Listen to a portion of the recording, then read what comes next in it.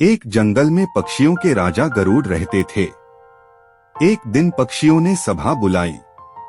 अपने नेता के बारे में चर्चा करने लगे। एक तोता बोला, गरुड़ को अपना राजा बनाने का क्या लाभ?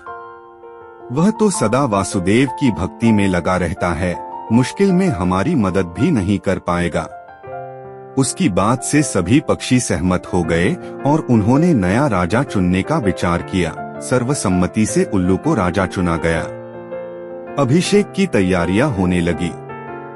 जो ही उल्लूकराज राज सिंहासन पर बैठने वाले थे, त्यों ही कहीं से एक कौआ आकर बोला, तुम सब क्यों यहाँ इकट्ठे हो?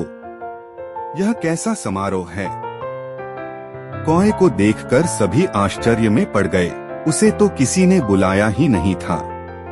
पर कौआ सबसे चतुर कूट राजनीतिज्ञ पक्षी है, ऐसा उन्हें पता था, इसलिए सभी कौए के चारों ओर इकट्ठे होकर मंत्रणा करने लगे।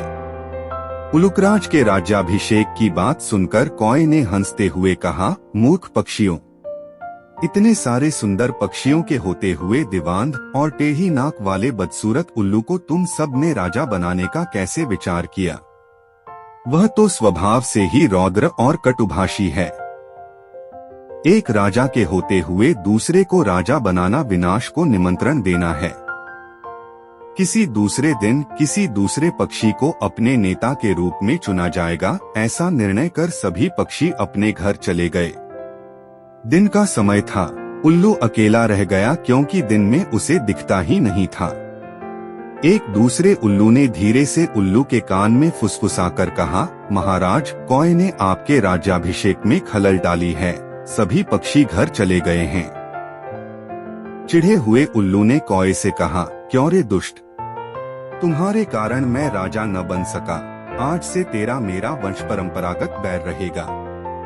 इस प्रकार कौए और उल्लू में हमेशा के लिए दुश्मनी हो गई।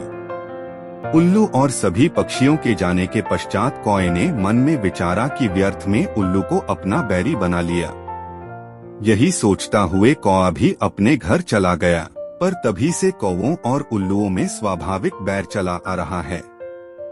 इस कहानी से हमें यह शिक्षा मिलती है कि हमें बोलने से पहले विचार अवश्य करना चाहिए।